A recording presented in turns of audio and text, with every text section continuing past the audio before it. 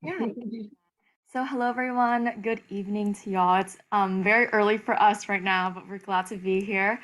Like Matt said, my name is Lillian Tai, and I'm the Key Club International President for the 22-23 term. And Layla. Hi guys, and my name is Leyland Nguyen, and I'm the Key Club International Vice President for the 2022 to 2023 term. So I'd like to start by congratulating you all for becoming an official Key Club International District, and we would like to warmly welcome you to our family. And we are so excited to see you all on our webinar today, and we hope that you'll be able to learn more about Key Club and how you can lead your club and your district. So we have a list of Key Club resources that we think you will find useful. So we'll drop that in the chat for you, and we can also email it to you directly, so you don't have to worry about keeping track of everything in the chat today. And thank you, Lillian, and thank you everyone for attending the webinar today. We are sharing these Key Club resources to give a bit of guidance and insight throughout your journey as a newly formed district. Again, congratulations, this is a monumentous time, and throughout this webinar, we'll discuss a variety of topics, and feel free to drop questions in the chat as we go and at the end. We've added a separate time for additional questions, so feel free to ask anything you have any concerns or questions about. We'd love to hear from you. Yeah, so before we start, it'd be great if y'all can drop in the chat if you're a student or an advisor and maybe where you're from. We're super interested in knowing that. And I'd also like to introduce you to the members of the International Board of Trustees who are joining us today as well.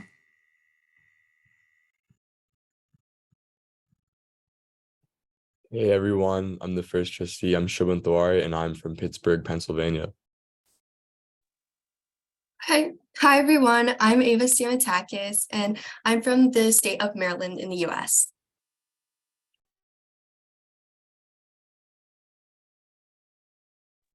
My name is Hope Brown-Count and I'm from Illinois in the United States.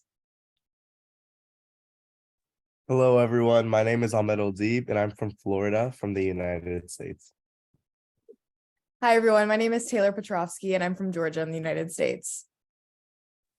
Hi, everyone. My name is Ayano, and I'm from New Jersey, the United States. Hello, everyone. I'm Jareet, and I'm from South Dakota in the United States. Awesome. Now that you got to meet everyone, we're just going to get right into it. And first thing we're going to talk about is district convention. As you guys said, I know you guys are having it February 25th, so that's very exciting. I'm just going to be talking a little bit about district convention, and if you do have any questions, feel free to ask. But every district convention is different based on attendance, your venue, and your district's personality or culture. When deciding your structure, it's best to think about what your venue allows and what your members would like, and especially what your team can pull off in the time frame you have to plan it. So you might ask, what does a classic convention look like? Like I said, there is no typical convention because each district varies in area and size.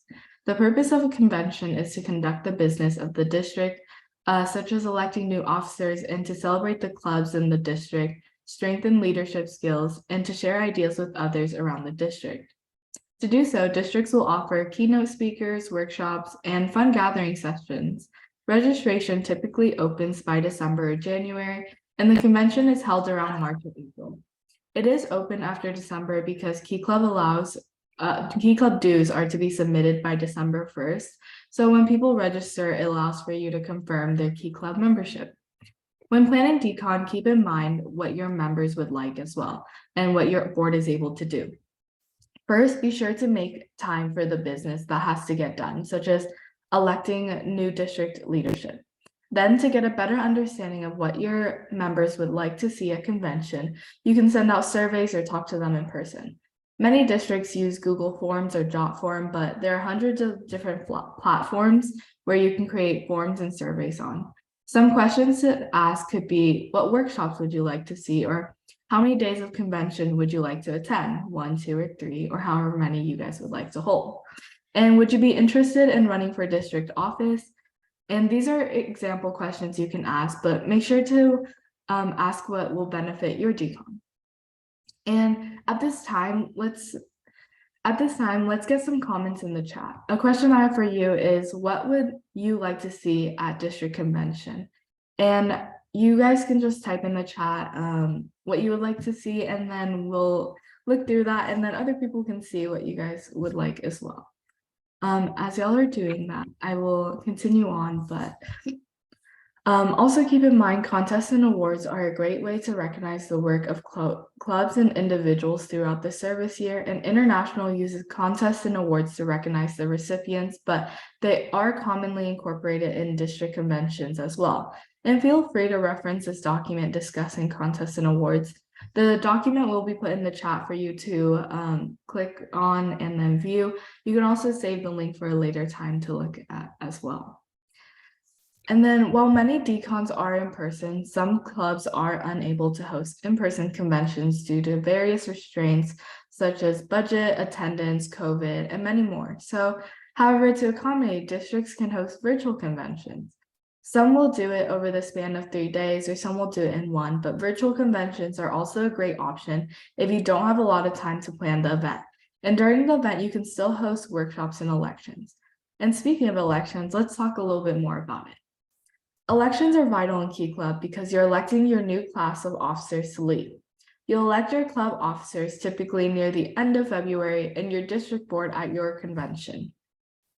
Officer elections not only elect the new class of officers, but also it's a way to nominate candidates to run for higher office. Clubs will choose to sponsor members to run at district convention for positions such as lieutenant governor, secretary, governor, and many more. And then at district conventions, you'll host nominations for international positions. So there are rules to how many you can nominate for each office, and it will vary based on the district bylaws. So make sure to review the district bylaws for the corresponding requirements, and you can review the KCI guidebook document to see rules for international candidates. You can refer to page 13 where I'll talk about it. At this time, the guidebook will be put in the chat as well for you guys to look at. And specifically on page 13 is where it talks about international candidacy. An example agenda you can also use to guide your district elections are: number 1, promote elections and find suitable candidates. 2, have them fill out paperwork to ensure they are Key Club members and a part of the club. 3, have a meeting with the candidates to talk about elections, what to prepare, and answer any questions they may have. 4, form an elections committee, elect a chair and delegate tasks. 5, create the structure of elections, decide what you want to have, how long each candidate will have to speak, and then how voting will ultimately work. And lastly, 6, make sure all the candidates are prepared, the committee is ready to run the elections, and you have a way of selecting and announcing the winners. Elections consist of caucusing and House of Delegates. Both executive members and lieutenant governors participate in caucusing when it comes to district elections. However, only executives continue to House of Delegates. Caucusing is where the candidates will present their speeches and be voted on to serve the position of lieutenant governor, and then those in the executive position will move on to House of Delegates. And for House of Delegates, candidates will give another speech, and from there they'll be elected into their position. For club officer elections, review the KCI officer elections document to see the process of electing club officers. The link is also put in the chat for you to look at this time. And then that was just a little bit about district conventions and elections. And if you do have any further questions, feel free to ask later in this webinar or email me anytime at my email, which is also put in the chat for you. Thank you for listening, but I will be passing it over to Shubin and Lillian. Thanks, Layla. Lillian and I are going to talk about how to run district board meetings. And I'm going to start off with some general information about what district board meetings are. And then Lillian is going to give you a step-by-step process as to how you can proceed them. 1, a board meeting is just a formal gathering of a Key Club district. Its purpose is to facilitate discussion about the goals of the district. 2, formal board meetings occur about 4 times a year. Typically, one meeting is held each season: fall, winter, spring, and summer. So you can think of it as one meeting per quarter, about every 3 months. The governor is typically the presiding chair, and the person who runs the board meetings. However, this does not mean that they have to be the only person that presents or speaks. Other members of the board can give updates or present topics related to their positions. 4. Board meeting agendas should be created and distributed to the district board at least 2 weeks prior to the board meeting date. To create an agenda, the governor works with the district administrator to develop a to-do list, and then from there, they formalize it into a document that distributes a certain amount of time to each item on the list. When creating an agenda, it is important to consider the flow of the meeting. For example, board members may become uninterested if they are forced to sit and listen to one person speak for a long time. So to combat that, you can occasionally add breaks or interactive activities to make members more engaged. And 5 is lastly, there are 2 types of board meetings, formal and informal. The biggest differentiator between formal and informal board meetings is the use of formal parliamentary procedure, often called Parli Pro for short. In essence, parliamentary procedure is a formal way to run meetings, and key clubbers often refer to Robert's rules of order to run their meetings and the need for quorum. Without quorum, a board meeting cannot be considered official. Quorum is a minimum number of participants necessary to begin a meeting and is subjective based on the number of members per meeting, or whoever's attending, like the board meeting. And Parli Pro must be used at every official board meeting. However, it is not necessary to use at unofficial board meetings. I will now pass it over to Lillian to give us more insight on board meetings. Thank you. Thank you, Shubin. So with everything that Shubin said in mind, I'm going to give you all 8 steps to running a successful board meeting. So board meetings should begin with a welcome or a greeting from the governor and the district administrator if wanted. This is when you as a governor would introduce yourself and explain the purpose of the board meeting itself. You can cover all the main topics that you will plan to discuss at the meeting. It's also important to thank everyone for attending and being present at the meeting. And step 2 is simple. You can call the board meeting to order. Step 3 is conducting Key Club formalities. So this is where you would read the Key Club pledge, you would stand up for your national anthem, and you would have roll call, which is often led by the district secretary to take attendance. Step 4 is board reports, where each member of the executive group will read their official reports, which consist of a summary of their work in the quarter so far. Step 5 is reviewing old business. This is when you want to call a motion to accept the minutes taken at the last board meeting. And you will also allow board members to bring up any old business that they are concerned about. Step 6 is reviewing new business. You can allow committees to report, and the governor can make any new announcements during this step. Step 7 is time for any additional decisions to be made. The governor can bring up any new information, or they can turn the floor over to any invited guests, such as Kiwanians. And finally, you can formally end the meeting by entertaining a motion to adjourn. So with that in mind, you made it to the end of the meeting. I would like to ask you to put in the chat, how comfortable are you with hosting a board meeting from a scale of 1 to 10? And we're going to move on, but you can go ahead and put that in the chat. I'm going to pass it over to Ava to talk about committees. Hi, everyone. Again, my name is Ava Simotakis, and I am the International Trustee for the Caribbean Atlantic District in the U.S. states of New York and Alabama. I'm also the co-chair of the Programs and Partners Committee, so I have a little experience working on and leading committees. Committees are a great way to allow your members to specialize in the areas that they're most passionate about. They're also a great way to delegate tasks and get work done efficiently. The first part of establishing any committee is to determine what your objectives are. Do you want to plan an event, work on communications, build a better relationship with the K family counterparts?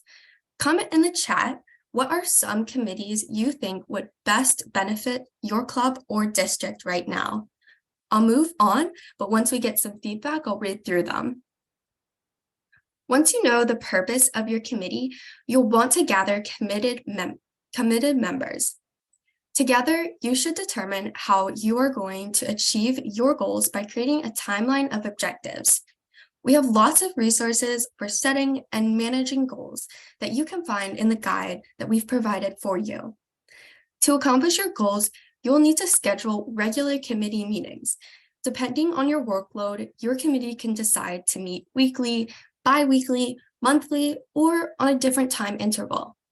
Having consistent meeting dates and times is important to keep your committee accountable. Once you send out a survey to figure out the repeating date and time of your meetings, you'll need to start assembling an agenda. At your meeting, assign a member to be the minute taker so that if anyone misses the meeting, they can look at the minutes and be caught up on all committee work. To get the conversation flowing, start with an icebreaker or a fun question. Then discuss your goals with your members and start brainstorming action items you need to achieve your goals. Decide on how you're going to organize tasks, keep each other accountable, set deadlines, and communicate. There are many different platforms you can use. Google Drive is a great resource for storing meeting notes and agendas, as well as planning items. At the end of meetings, you'll want to send a recap email or message to make sure that everyone is on the same page. In this message, you should also include the meeting notes or minutes. As you go through the year, reflect on your objectives, your setbacks, and your accomplishments. When the service year is over, make a thorough transition report for the next committee. Then pat yourself on the back for all the hard work your committee has done. I'll now pass it off to Hope to talk about communications. Yeah, so there's a whole lot that you have to do when you're running a district where you're talking to the clubs and officers and everything in your district. So first I just want to talk about like how you are able to get their contact information in the first place. So a lot of districts use what's called a club officer roster. And so it's just like a Google form or a form stack or like any other collection technique. And you would have like questions about the advisor's contact information. So that would be like their email, name, and phone number. And then the club officer information, so like their position, and then all the same information as the advisor. And then just the general school information as well, like its address and name. And it is important to keep in mind that each school may have a different policy regarding like what information they're really able to give out for student contact information. So never pressure anyone to break a school policy, just take any information they're able to provide. And then also if you're really struggling to find contact information for a club, you can see if they have a social media account somewhere. Sometimes they'll have like an Instagram, and so if you like search a specific key club, you might be able to find it and then like send a message and possibly get a form of contact there.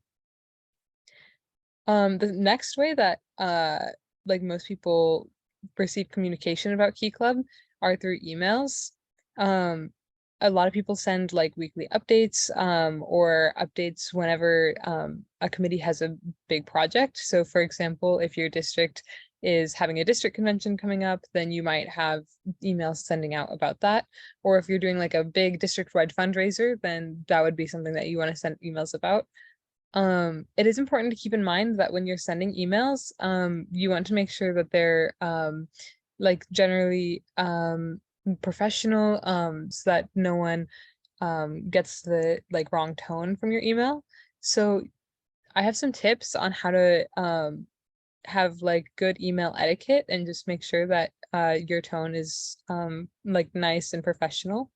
So first of all, you'll want to add a professional email signature. It should include like your name, leadership role, your club name or division or district, depending on like what your leadership position is, and then your contact information as well. Some people put like a district logo or a relevant quote, so you can kind of customize it to make it look more like you if you want to, but that's kind of the basics of an email signature. And then it's also generally good to use professional greetings. So try to avoid slang, but still be like polite and friendly and, ask if they're doing well at the beginning of an email. And then next, you want to avoid all caps or too many exclamation points. It can kind of read aggressive sometimes. This is still kind of a culture thing, so that's something to keep in mind. But generally, it's best to avoid these in case it gets read as you're angry. And then also you want to proofread your emails. If grammar like isn't your thing, I know it can be kind of difficult for me sometimes, then there are tools online like Grammarly, which is just like a grammar checker, and it just makes sure that whatever you're sending out is correct. And so it's definitely a good thing to proofread stuff. And then the last tip for email etiquette is just don't forget to have manners. It's always nice to wish someone a good day and say please and thank you in your emails, even if it's short. So those are just some things to keep in mind when you're communicating that way. Next, I'll talk about social media. So social media can be a really strong tool for clubs. Like I said earlier, if you don't have access to your club's contact information, you can try to search if they have a social media, and you can create one yourself as well, like for your division or club or district. Instagram is generally a really popular choice because you can post graphics about things that are happening in your key club. And so like if you're having a service event, you could post about that. If you're having like a convention or something, you can post about that. So it's just a good idea to update people about opportunities and things like that through social media because it's available to everyone. And then I do have some tips as well for running a divisional, district, or club social media. First is to promote early and often. If you wait a long time to post, then people might kind of lose track and you'll stop showing up on their feed so much. So try to keep your content new and relevant to what your key clubbers are thinking about. Second is to provide valuable content. So make sure that it's information that your members are interested in, and that each post is providing them with something that they'd like to know more about. And then third is trying out different formats, because a lot of social media platforms allow you to see like viewing statistics. So if you like open that up, you can see like, oh, well, when I post a video, I have a lot more people that are liking it and seeing it. And so maybe I'll keep trying to post videos, or maybe you realize like videos aren't really doing very well, so you'd rather continue posting like photos or something. So it's good to try out a lot of different things with social media. And then if you're really struggling with making content, we do have a webmaster officer guide found on the Key Club website, which should be going in the chat pretty soon. And it's basically just gonna be a rundown of like everything you need to know about like social media and everything like that. And so I think I'm gonna wrap up on social media and move into newsletters. So first of all, it's important to know the timing of your newsletter. Usually people post newsletters once a month, but it's always important to check that. So like if you're a lieutenant governor, it's important to check with your governor and make sure that's what they're looking for. But that is generally the timing. And then also just make sure that your content is relevant to that timing again. So if it's like March, then you may not need to be talking about dues so much, but if it's like September or October, then dues would be a really good topic. So it's just important to kind of keep in mind like where you are in the year. And if you need any ideas for what should go in your newsletter, there is a Lieutenant Governor Officer Guide that should also be going in the chat, and it has a month-by-month breakdown of suggestions for newsletter content. And obviously you can make it unique as well and include some of your own, but it's just kind of a guide if you're looking for where to start. And then finally, if you're trying to figure out like how to start a newsletter, I would really recommend that you use a template. So a lot of people will create their own template and then they can make a copy of that template every single month, so they don't have to start from scratch. They just have to fill in the information that they need. There's also templates on a lot of online programs like Canva. And so if you're not super like interested in graphic design and you just need to get it done, Canva has some really cool resources for that. And so that's kind of a wrap on newsletters.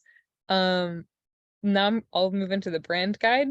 So if you don't know what a brand guide is, it's basically a resource for you to use that keeps track of like the fonts and colors that Key Club is known for. And so when people see these colors and fonts, like they think, oh, like that's Key Club, and they recognize it. And so if they see it on like your social media or your newsletters, then they might like be more likely to open up that post or newsletter because they recognize like, oh my gosh, wait, that's Key Club. Like I want to know what they're doing. And so generally it's a really important thing to make sure you're following the brand guide because it can help people recognize you. And the brand guide should be going in the chat. So it has a bunch of resources for you. It also goes through things like how to use the Key Club logo. And so it's definitely a very cool resource, especially if graphic design is something that you might be struggling with. And so another thing to keep in mind with color choice is accessibility. If you have like, for example, a yellow color on a white text, or you know, a navy on like a black background, it's going to be very difficult to read. And that's just like for everyone. If you have like a red text on like a green background, then that's going to be difficult to read for like some colorblind people as well. So you want to make sure that you're picking your colors like with the purpose of it being easy to read for everyone. And so usually it doesn't become a huge problem because the colors that are easy to read also tend to be a little bit more aesthetically pleasing. But it's definitely something to keep in mind. And then the last thing that I'm going to go over is setting boundaries. A lot of Key Club members set boundaries, for example, like after 7 p.m. or 8 p.m., like I won't be answering any emails because I want that time to myself. It's just important to have a good balance between Key Club work and your personal life so that you don't get too overwhelmed, but you're still able to get some stuff done. So that kind of boundary is completely up to you and what you're comfortable with and your schedule and everything, but it's still important to keep it in mind. And with that, I'm going to pass it to Ahmed, who will talk about recruitment and service projects.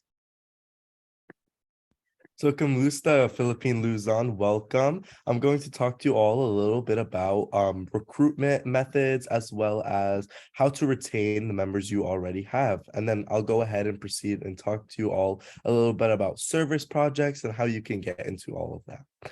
So recruitment and retention are the foundation of our Key Club. Basically, every member counts as they bring their unique skills and passion to contribute to the positive change we aim to create in our communities. So by ensuring that we consistently bring in new members and keep our existing members engaged, we can continue to grow and make a lasting impact.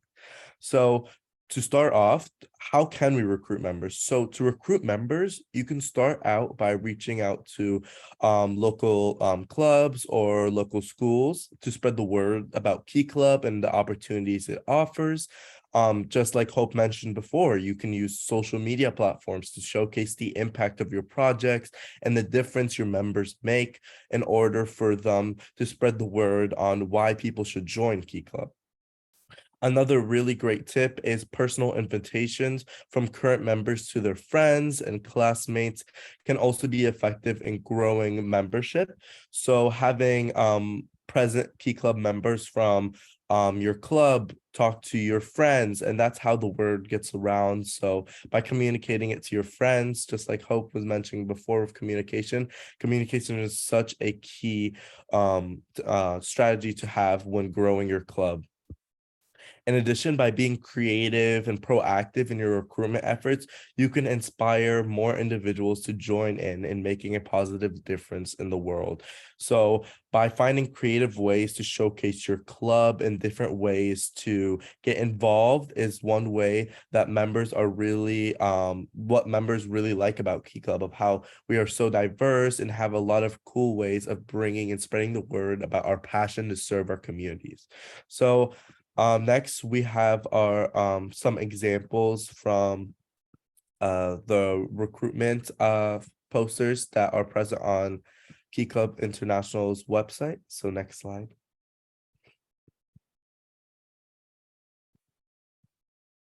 So here are some examples that are readily available on Key Club's website. So if you guys would like to use some of these resources to showcase to your members or bringing new members, you can definitely use this as a resource. International Trustee Taylor dropped the link in the chat if you'd like to use it.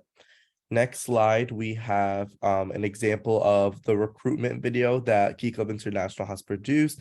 This recruitment video may be utilized as a way for other members in your community to get involved with Key Club, as well as know why they should join Key Club, and then the impact that we have on the world and how we share a common passion of service. Speaking of service, let me go ahead and talk to you all a little bit about service projects. So as you know, service projects are an essential part of our organization. So I have a few tips for all of you for making a service project and getting familiar with how to approach a new idea to have an impact on your community. So number one, you should identify the community's needs and potential service projects that align with Key Club International's missions and values. So by going into your community, there's no service project that fits every single person's community. Therefore, your community might be different from a different club in your divisions.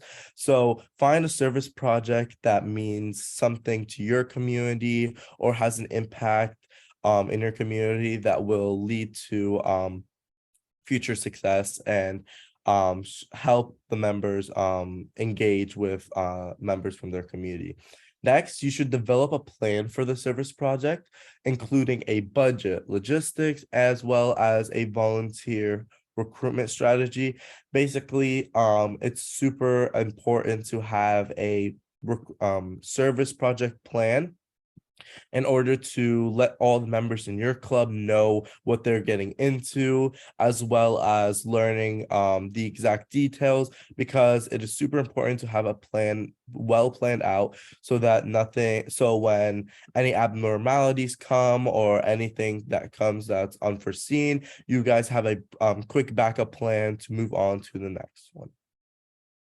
Next, reach out to community organizations or partners to establish collaborations for the service projects. This step isn't needed, but if you would like to work with local organizations to bring your service project, to work with them for your service project, it would be an amazing thing to collaborate with people from your community to bring a common passion of service.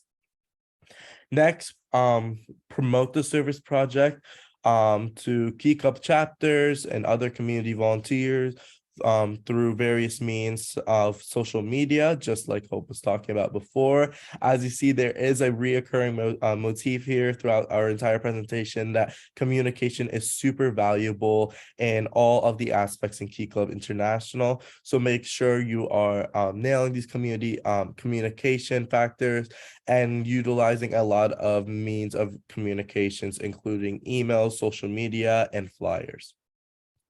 Next, you'd have to coordinate and lead the service project, the big events. So ensure all Key Club members, volunteers who are at the events are trained and prepared, and that they have all the necessary resources and equipment that are needed in order to lead the service project.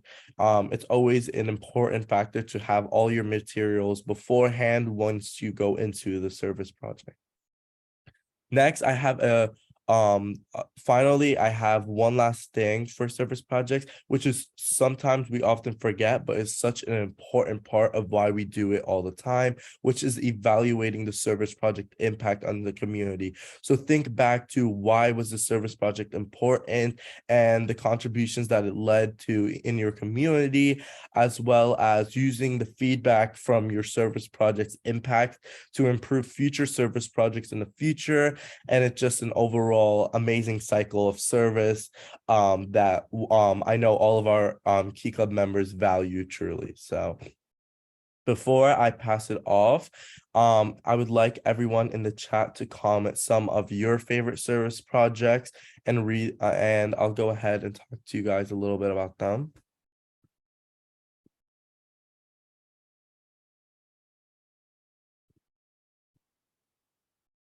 So while you all type in the chat, next slide, I'd like to share with you all little examples that we have on our Key Club International website.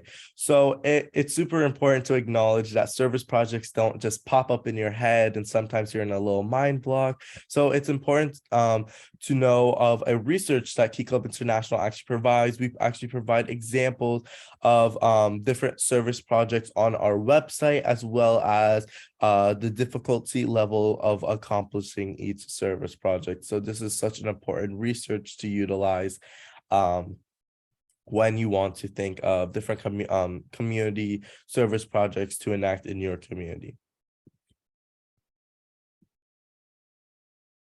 I know someone in the chat said key to reading is an example of a service project, and that's amazing. Reading is such a valuable skill to a lot of communities and engaging members, and allowing resources to help with educational materials in communities is also an amazing service project to have. And so the goal is we have so many different service projects. And thank you for those who participated. I love seeing how service projects vary from different districts around the world. So now I will be passing it over to Taylor, and she will be talking about collecting dues and organizing membership. Hi, everyone. My name is Taylor. So why is paying Key Club dues so important? Well, I'm glad you asked, because I'm going to tell you. Without Key Club members paying dues, Key Club International would not be functional. The money paid by Key Club members goes a lot further than just what you may expect. That's why it's vital that dues are paid on time and every member in your club does pay them. So where are Key Club dues going? Well, the dues for Key Club International are paid by everyone. Everyone in Key Club, members, everyone pays $7, and those $7 go to Key Club International. And we're going to put a link in the chat that shows how those $7 are used. But the remaining dues that everyone pays are determined by an individual district. So everyone pays $7, and on top of that, your district will determine how much money you'll have to pay that will support their district. Dues are paid annually, and there are two deadlines. There's the early bird deadline, and then there's the regular deadline. If clubs pay their dues by the early bird deadline, which is typically November 1st, your club earns an early bird patch, and you're rewarded for paying early. But if you pay your dues just by the regular deadline, which is December 1st, and get your dues in, your club remains in active status, so you're still involved in Key Club. In 2022, if clubs paid their dues by the regular deadline, they were also entered in a giveaway for a free hotel room in Anaheim, California, which is where our international convention, or ICON, will be hosted this year. How do you submit dues? Well, to submit dues, a Key Club faculty advisor must log into the Membership Update Center, and we will put that link in the chat as well. And you're going to indicate which members are serving as Key Club officers for the 2022 to 23 service year, and generate your invoice so that you can pay either by check or credit card. What are some ways to encourage members to pay dues? There's a lot of ways to go about this, but I just wanted to bring up some really easy ways that you can automatically get people to want to pay. You can offer multiple payment options so that more people are included. Make sure to be polite. Things like small phrasing changes, like please pay your association invoice within a certain time period, just like nice ways of kind of encouraging people to pay, really does make a difference. Being specific, I think that including when your deadline is, like please pay within this amount of time, also gets people to kind of hurry up and pay. It's also really important to be prompt with communication and invoices. So getting in contact as soon as possible, frequently, reminds people that they have to pay, and that will get more people to pay their dues as well.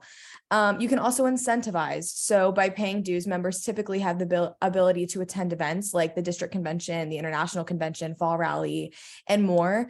And they'll also have access to events like that we host virtually. For example, we hosted the Global Engagement Rally this year, and you wouldn't have had access to that event if you're not a paying Key Club member.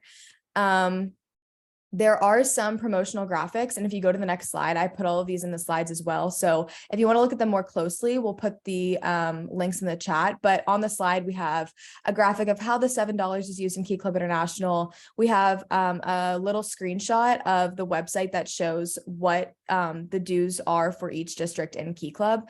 And then there's a screenshot of a graphic that my high school used in Georgia to encourage people to pay their dues. They posted this on Instagram. They made it with Canva. And this was just kind of to remind all the members through Instagram to pay their dues.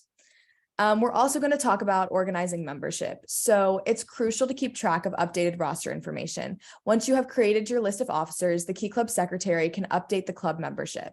This allows clubs and districts to keep track of attendance, dues, membership, and so much more. A Key Club secretary is one of the most demanding positions in the organization, and a good secretary is essential to the proper functioning of any Key Club. The secretary is responsible for taking minutes, keeping records, and maintaining all important files for the club. So how do you submit roster information? The first thing you want to do is round up information from each member, get their email address and their expected year of graduation. Then you're going to want to log into the membership update center that we talked about earlier again, and update officers and club membership to add new members, retain returning members, and remove the members who have left. The last thing you're going to want to do is submit your payment online, or you can print an invoice and send it along with a check to our address, which we can copy and paste, put in the chat as well. Overall, Key Club can make a huge impact in the community by collecting food for local food banks, bringing awareness to the global water crisis with Thirst Project, and supporting community incentives such as GSYH. To ensure that your Key Club can continue to have an impact in your community, please make sure that members pay their dues and update your roster so that everyone in Key Club is aware of your status. I'm going to pass it over to Trustee Ayano to discuss resources. All right, thank you, Taylor. Hello, everyone. I'm going to be talking about the basic ideas for resources, as well as giving you guys some tips and tricks. So there are so many useful Key Club resources that are already out there, ready to be used. So take advantage of them. In Key Club, it is important to collaborate. While you should definitely credit outside sources and make note of whose ideas you take from, in general, Key Club should feel like a family. You are here to support other fellow Key Club members, and other Key Club members are there to support you. So take advantage of this opportunity. If there is something that's working for your club, such as a service project or how you conduct a meeting, for example, share it with other people in your district. There are also many resources available on the Key Club website, keyclub.org, and some of the other resources that you can rely on are the Global Leadership Certificate, the Key Club International Instagram, as well as the other socials, and also your Kiwanis members. These are all available on the Key Club website. Now, if you are looking for resources to start a service project, I know Trustee Ahmed mentioned earlier, but you can head over to the Key Club website and there will be information on how to plan, budget, and execute your service project as a club. You can also get inspiration from service projects that are done by other Key Clubbers. These examples can be found on both the website and our Key Club Instagram. Meeting kits serve as a resource for club leaders and advisors and simplify one aspect of running a Key Club. Additionally, these serve as an example for club officers of how to operate meetings. Every kit focuses on a different theme that offers various learning and service options for your club. Again, these kits are also available on the website, so I recommend you all to check it out. Now I'm going to be giving you guys 3 resources, tips, and tricks that I've personally found helpful, and I know that the other trustees here, as well as other Key Clubbers, probably have found helpful in the past. So the first tip I have is to use a shared Google Drive that is accessible to your whole district board or any group that you're using it with. Google Drive is your best friend, and you can share and store documents and any information you have, and it is very helpful to access any material. The second tip I have is to take advantage of those organization tools or apps outside of Key Club to organize meetings and district resources. Some of our favorites that I know is also available to the Philippine Luzon district is Canva, which is, I think other trustees have mentioned it earlier, but it is a free graphic design tool that makes creating custom graphics easy, and also Calendly, which is a free tool for scheduling appointments and events. The third tip I have is your adults, especially your district administrators and your club advisors, are your resources too. So regardless of if your administrator has Kiwanis experience or not, there are many cases where adults have amazing ideas and answers to your questions. So don't be afraid to talk to them and get any advice from them. Remember, they are there to help you. Those are all of the information that I have for resources. So now I will pass it back over to Lilian for questioning. Thank you, Ayano. And thank you to all the trustees today for presenting. I know there was a lot of insightful tips and great resources that y'all can now reference. Again, they will be all emailed out. So if you miss something in the chat, don't worry, it'll be sent to you soon. So at this time, please put any questions you have in the chat, or you can raise your hand and we will call on you. And here are also all of our contacts information if you want to reach out for any reason.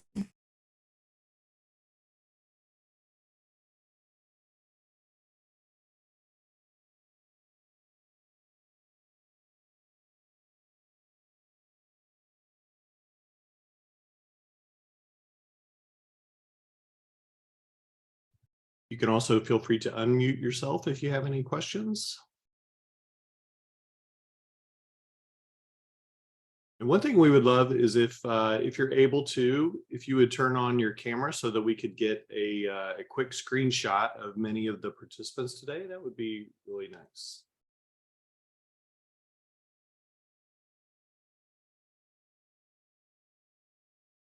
And in addition to that, I know you guys are planning to have your convention on the 25th of this month. So if you do have any questions about your convention or anything we did mention that comes up later, you can also email us. But yeah, I just wanted to ask how you guys are feeling about your convention and are you guys ready for it?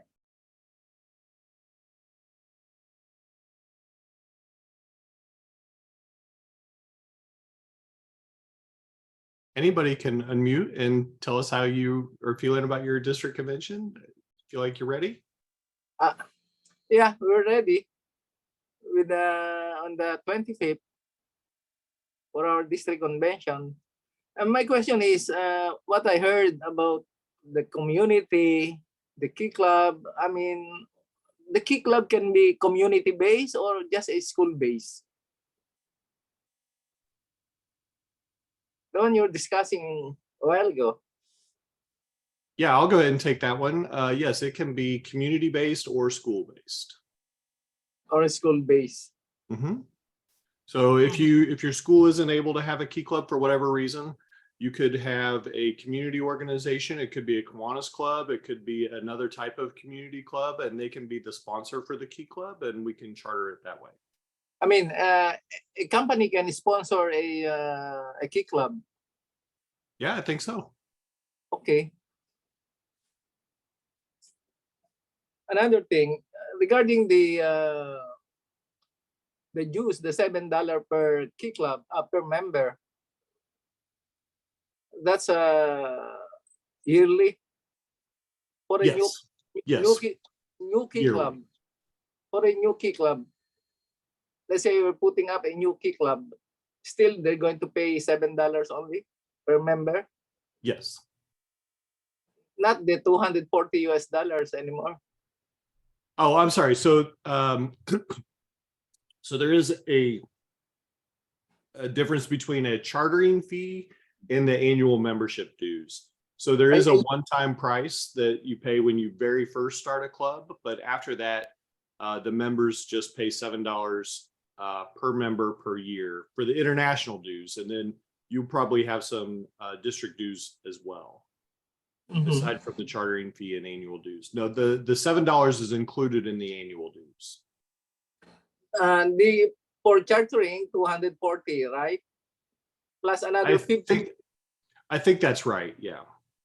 Plus another $50 for I don't know what that fee is for.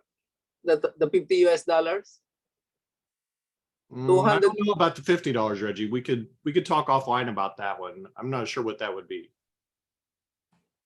Okay. If I may butt in, maybe you're referring to the background check, which is $25. Possibly. Yeah, so we can, Reggie, we can talk offline about the dues and make sure that we're all set on that structure. Anybody else, any of the students want to jump in with questions for our trustees or how you're feeling about your district convention? Matt, we do have a question in the chat, and it does ask, is there a minimum number of membership when it comes to, like, I believe, paying dues? To form a club, I do believe there's a minimum number. I'm trying to think off the top of my head. I think it's 12 members, maybe. Does that sound right, Laura? Yes, that's to make sure that the club can be sustainable next year and in the future. A minimum number of members are needed to be a key club in good standing. I think it was 11 from what I remember. The guidebook or the bylaws that we have the answers to all of these questions about the requirements for being a key club. So I'll add that to the chat. And also we have some questions in the question and answer like forum. Layla, would you mind answering them? It says, our district convention is coming up on February 25th. Any advice on how we should proceed? I would say the main thing is your convention in person or virtual this year? We're going to have it in person. In person? Yes. I would definitely say having a group of people work on it and then like working together. So make sure not one person is doing everything and like delegating your tasks. Also ensuring that you have elections in place to elect your new board of officers for that district. But aside from that, I would say personalize it to what your district wants. And then throughout your process, feel free to ask us any questions, like when you're planning it, if they do come up or if you need our help with anything, just reach out and we can definitely help you with that. But yeah, those are my main things, is make sure you have elections in place and then work together as a group to plan what you guys want. Typically conventions have workshops as well. So if there are anyone that you want to have workshops, reach out to them early in advance and ask them to do so. But aside from that, I would say plan to what your district wants to have this year, especially with it coming up so soon. Don't try to overpack the schedule as well. But yeah, while you're planning with the few weeks left, please reach out and ask us if you do have any concerns about that. And then what kind of workshops I would recommend. Ones I see that are very popular are public speaking. That's a huge one. And then stress management.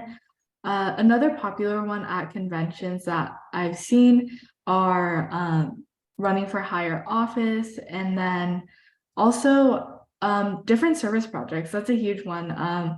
Key clubbers love learning about different service projects that they can implement in their club. So having a workshop where you can talk about them and having other members share what they like doing or what their club likes doing is very popular as well. And then I also saw Ahmed pop in there. So if you want to share any popular workshops you've seen, feel free to do so.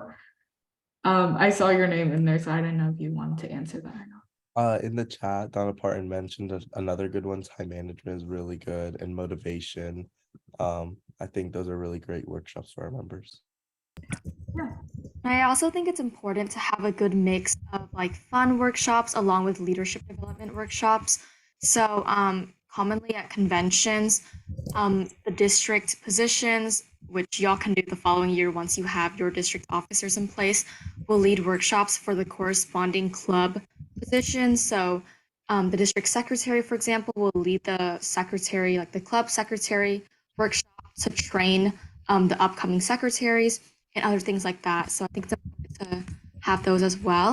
And there's also another question in the chat or in the question and answer forum that states, since we're a new district, do we need to assign an election chair? And I can take this. I think even if you're not a new district, like every district should have someone who is in charge of elections or even a committee or a group that's in charge of elections, just to make sure that everything runs smoothly, because election can be quite a large process. Thing to think about for an election chair or election committee is to have an unbiased person or a person who will not be running for office, so that they can solely focus on running the election in a fair way. And if anyone else has anything else to add for elections, y'all can add that as well. I think the most important to note that Lillian said is making sure that whoever is a part of the elections committee or is chairing that committee is not running for office. That's a huge rule that you need to keep in mind, that they cannot be running, because that leaves them at an unfair advantage over other candidates. So that would be the main thing. But aside from that, anybody that you think is most suitable can most definitely do that job. Actually, this is the first time we're going to put up the club district in the Philippines. First time. And the main activity is election of the district governor, election of the lieutenant governor, other district officers. That's why the most important thing for us to do is for them to set up the group. One of the activities is meet and greet, because they don't know each other. They came from different places, different schools, and they're gathering in one place to elect the district governor.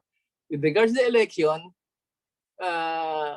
we request from the district legal expert to be to handle the election, so that it will be neutral, not the key clubbers. Somebody who is expert on legal matters. That will be the head of the election committee. Yeah, your first time through is going to be really unique. Hopefully, once you get that person in place next year, yes, everything will get easier for you. Hopefully.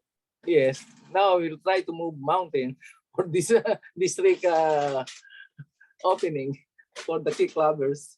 It's a big job. Yeah. But I very hardworking team for this district convention. They're really dedicated Kiwanians also. Past presidents, all of them are past presidents of Kiwanis, and they are awardees also. They're the best in their own field. The other one is from the academe. Both of them, three of them from the academe. The other one is an expert in construction business. He's a licensed engineer. And we have lawyers also in the group to handle the key club district. So I did see Leah had a question in the chat, and that question is just to clarify that the workshops, the leadership trainings, etc., are facilitated by key clubbers and not advisors. Lillian, you want to talk about that really quickly?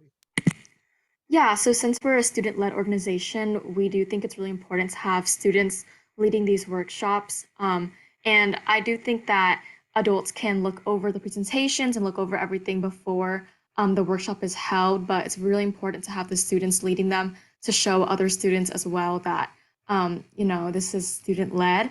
But also, if there's any Kiwanians who would like to lead a workshop or any other adults, I think that's also okay. We sometimes do have that.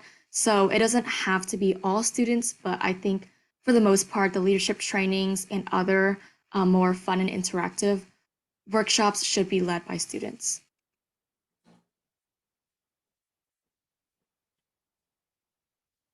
And also a clarification question. Sorry, Layla, just a clarification question about Key Club is for high school and Circle K is for college.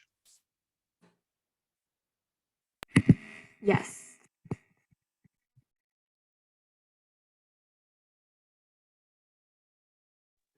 I noticed on this Key Club more on the service projects, something like that. Here in the Philippine Luzon District Key Club, our focus is character building, not more on service. Character building for the Key Clubbers and the students community in a certain school, in the different school. What are those? For me personally, as the administrator, I want to focus on character building, like what? Honesty, integrity, respect, perseverance, resilience. I noticed here in the Philippines, in the Philippine setting, there are teenagers who commit something bad. They jump from the building. Same there in the US. Because of what? They weren't able to handle stress, pressure. That's why I want to focus on those things, not on service projects for the kid or for the high school students to work, giving service to the community. All the Kiwanis can do that. That's what I'm thinking. After putting up this district, Key Club district, I want to focus on character building. That's the reason, the main reason I accepted this position as district administrator, more on character formation, character building, and leadership for these Key Clubbers. Yeah, Reggie, I would just suggest that one of the main ways that you can accomplish that goal of character building and building, resiliency, integrity, and things like that is by having our students lead service projects. I think, by giving back to others and by having the opportunity to organize and lead that, the leadership aspect of students being involved in it really teaches them the leadership skills and the integrity to lead others. And then by giving back to others, I think they develop that internal sense of, the importance of being good citizens and helping other people. So I would encourage you to think about it in that way. I don't know what activities or what ideas you have to actually build that character, but Lillian, as president of Key Club, do you want to just comment a little bit more on that for me? Yes, I would love to jump in on this. I think that you can listen to a lot of the stories of student leaders here today. Any trustee, I'm sure, would be happy to share. But through service, like that's how a lot of us initially got into Key Club and how we built up our leaderships. It all starts with service. And then now, as we serve at higher positions and have servant leadership positions, we're continuing to develop character building and these essential skills that I'm sure you prioritize a lot. We're continuing to build that. And I think the foundation is all in service and it's all about giving back. So I do think it's important to dedicate a lot of time to service as well, but I do understand what you're saying about leadership and character building. With regards to service projects, our Key Club, they're doing service projects hand in hand with the regular Kiwanis Club. They do some works with the regular Key Club. They present the project, then both of them joint projects for every service project they're doing, not the Key Club alone, because they don't have the resources to do the service projects. They don't have the funds right now. Not unlike the regular Kiwanya, they have their own funds for projects. And the Key Clubbers will do the legwork for them. That's the joint project. Yeah, I think that's how a lot of Kiwanis clubs do it. Absolutely. So a lot of Kiwanis and Key clubs working together. Yes. I'm seeing the chat questions slow down a little bit, and I know we're sort of right at our time here. So any final thoughts or questions, first of all, from the Philippines, and then I'll have Lillian just give us a final shout out here.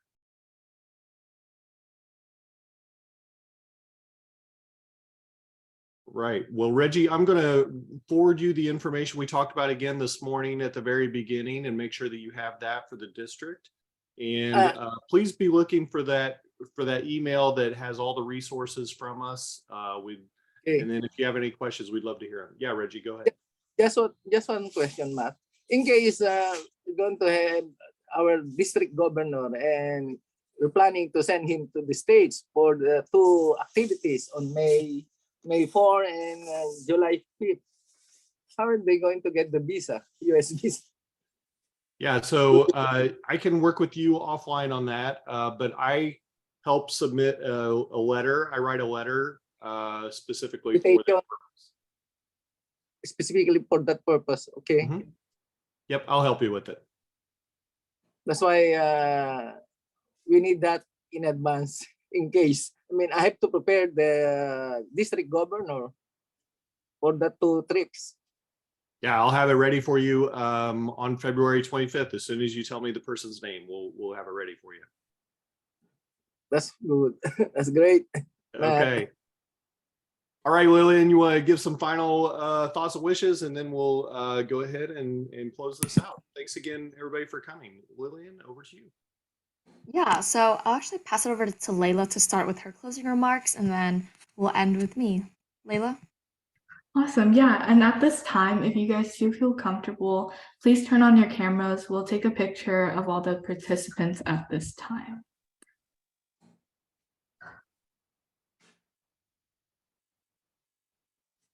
Oh, and then Matt or Laura, just give me the thumbs up whenever we do it, or I can do it up to you. I can also take a photo from the recording. Oh, perfect. So on 3, I'm just gonna count down and then smile, and then we'll have the picture. So 1, 2, 3. Awesome. Thank you so much, guys. And thank you, everyone. That is all the time we have for the webinar today. And thank you again for everyone who was able to attend. But if there are anyone who was not able to attend, or even if you would like to go back to any of the conversations we had throughout this event, the webinar was recorded and the link will be sent to you guys. So I hope the tips will help you through your Key Club journey, and all the resources mentioned, as well as the other ones on the Key Club websites, are on this document, which is going to be put in the link, or will be put in the chat at this time. And then feel free to use the document as reference, but if you find yourself with any further questions, reach out to us. We did have the slides of all our contacts, so feel free to email any one of us. And for a better sense of how the event went, and what you would like us to help you with in future projects you want, please fill out the feedback form, which will also be put in the link right now. You can save that for later, or you can do it right now, but the link will be put in the chat for you to fill out. But while that's happening, I will pass it over to Lillian. Yeah, so thank you, Layla. Finally, I want to personally invite you to join us July 5th through 9th in Anaheim, California for our international convention this year. So this would be a great opportunity for you to meet so many people in the Key Club world and gather resources to take back to your district. So I really hope to see y'all there, and have a great rest of your week and good evening. Bye, guys. Bye. Bye. Bye po. Thank you. Thank you, Bye, everyone. everyone, and thank you. Bye. Bye, everyone, and thank you. Bye. Goodbye, everyone, and thank you. Goodbye, everyone, and thank Thank you, you. everyone. Mabuhay po. Thank you so much. Thank you, Division Thank you so 4B, much. Philippine Luzon Bye, District. guys.